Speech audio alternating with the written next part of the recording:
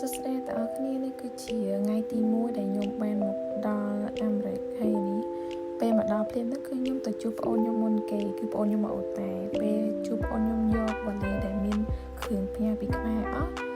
យប់ឡើងពេលនិយាយទៅគ្រាន់តែជួបប្អូនខ្ញុំហើយគឺនិយាយឡើងនោះគឺគ្រូខ្ញុំគឺឲ្យមកដើរសារដើម្បីទិញអីវ៉ាន់ទុកខ្ញុំបើសិនអូតែនោះគឺមានទឹកឲ្យពួកខ្ញុំឯងចឹងគឺខ្ញុំដើរប៉ុន្តែដើរមិនមកតែទិញទឹកទេគឺថាមានការទិញនំចំណីទឹកញ៉ាំជាច្រើនចា៎ហើយអាខាងក្រោយនេះគឺហាងទំនើបគេហ្នឹងហើយយើងចូលទៅហ្នឹងគឺចូលដើម្បីឲ្យហ៊ានកក់ក្ដៅទឹកជាសាមវិញហ្នឹងនៅខាងក្រោយវាជាពេកតែមកឡើយគឺដើរទៅទៀតហើយអ្នកទាំងអស់គ្នាគឺដើរទៅញ៉ាំ McDonald ហើយអត់សូវចេះញ៉ាំនេះទេ burger មានរហ័សវាក្លន់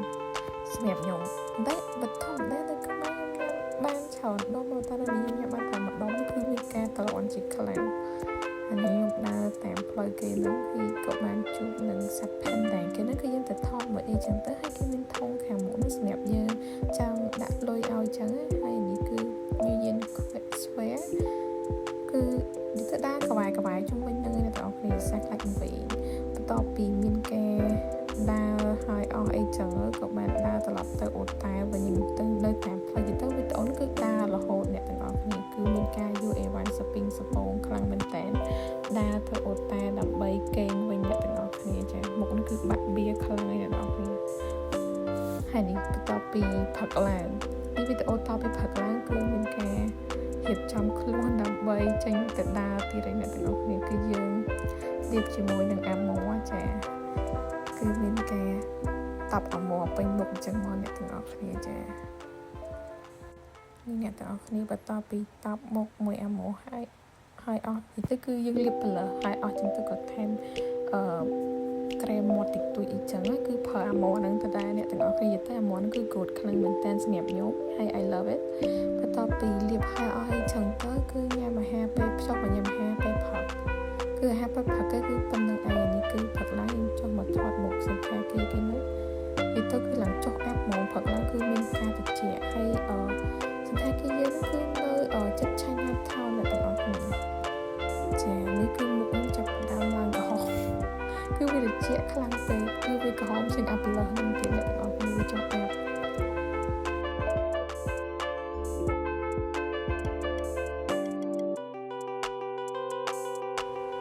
ទៅចុះអាប់ឡើងដល់ថ្នាក់និយាយចេញសែងផឹកឡើងនឹងហ្មង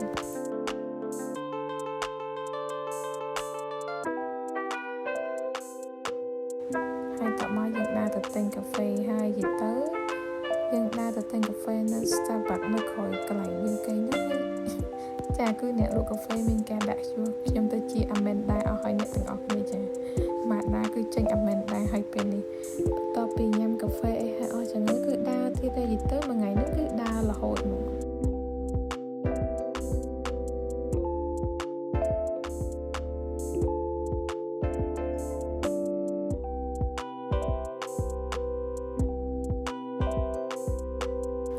ដើរផឹកកាហ្វេក្តៅបណ្ដាយទៅកាហ្វេនោះគឺ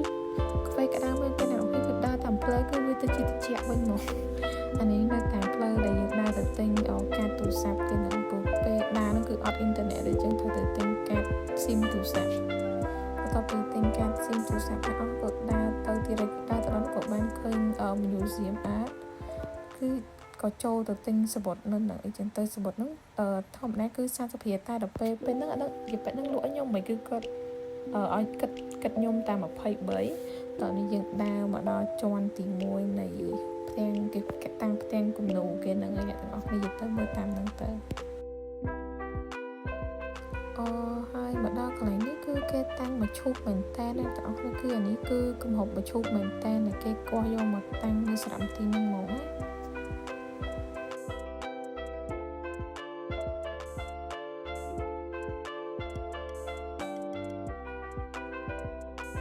ទៅសារមន្ទីរនេះមានច្រើនជាន់មែនតើប៉ុន្តែតម្លៃដែលខ្ញុំចូលមើលនោះគេឲ្យមើលតាមមួយជាន់នេះ$23ហ្នឹងណាហ្នឹងអ្នកទាំងអស់គ្នាអ្នកទាំងអស់គ្នាវីដេអូហ្នឹងគឺ